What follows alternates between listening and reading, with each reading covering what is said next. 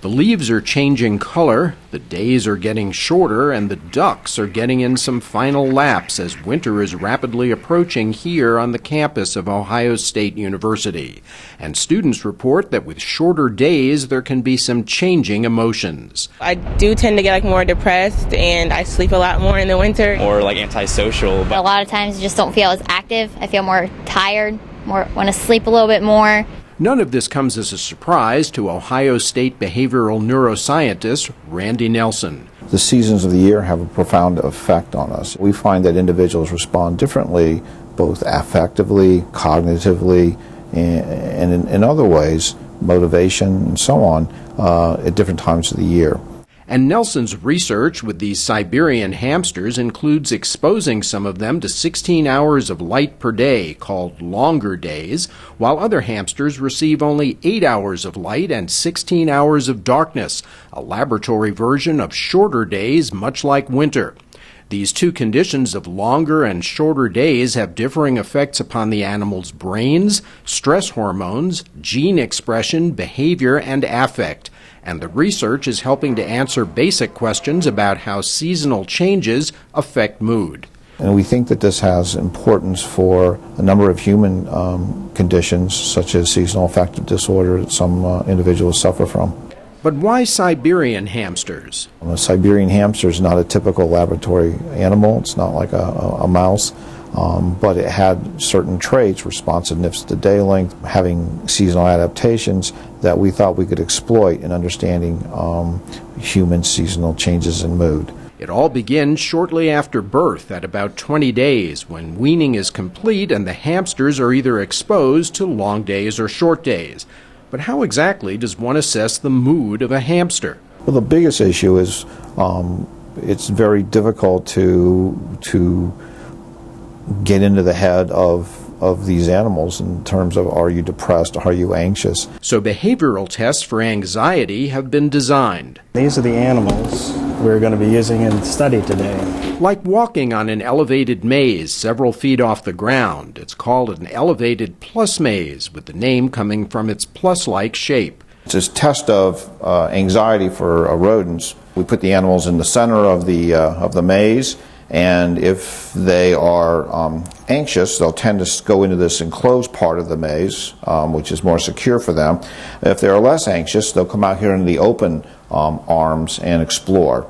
And we use the amount of time that he spends in the open arm compared to the closed arm as an index of anxiety. Well, what we find is that the animals in short days tend to be more anxious. That is, they spend more time in the enclosed arms than the animals that are reared in the long day lengths. Even if the animals are reared in short days and then switch to long days, their heightened anxiety persists throughout their lives. So being born in short days has a long-term effect on their affect. But to ensure that these differences are really due to mood, researchers use this inclined plane. That we use to test locomotor dexterity in these animals. We want to be able to rule out any locomotor deficits before we can determine that it's a mood or affect that's being changed by the day length compared to something else. So what will happen here is this hamster will turn around, face up, and the amount of time it takes to face up is what we measure, and there's no difference between the long day and the short day animals on this task. And the plus maze also plays a role in human drug research. The elevated plus maze is really a gold standard in the pharmaceutical industry when they try to test new drugs that reduce anxiety. And this is one of the first steps they use in mice and rats to test the effectiveness of such drugs. If the drug reduces anxiety, the animals will spend more time out in the open. There are also behavioral tests for depressive-like responses. One that's very useful to us and easy to assess is anhedonia, or the failure to take pleasure in things that previously brought pleasure. We do this by giving them this treat, this condensed sweetened milk, which they love. Hamsters reared in long days take a lot of pleasure in this treat. Here's a long day hamster. He should drink some of this. But not those reared in short days. Here's a short day hamster. You'll see he'll avoid this. We use that as an assessment of depression. But interestingly, if we give the short day animals Prozac, that reverses that anhedonia. We've also seen that animals that are born in short days and then get moved to long days retain this depressive affect throughout their lives. So that somehow short days essentially programs the brain to be more susceptible to depression and anxiety. And that also maps onto certain conditions in humans where people with depression and schizophrenia also show a higher preponderance of birth during the winter than the summer. But just how, biologically, does length of day produce these effects? Day length gets changed into a physiological signal through this hormone called melatonin. And essentially, melatonin is excreted only at nighttime. So if there's a relatively long duration of melatonin, it means it's a long night or a short day. And so you have a winter series of adaptations or responses seen in the individual.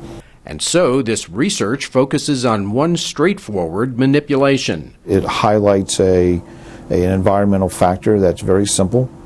Number of hours of light per day, and yet it evokes a whole cascade of different genetic responses. In other research, some of the hamsters in the short day condition are reared with their siblings, while others are reared in isolation. Stress levels can then be measured in each of these conditions. So this is the room where we analyze the blood levels of stress hormones, cortisol. He's basically conducting an assay to measure the cortisol. There's 4 or 5 steps that he needs to complete.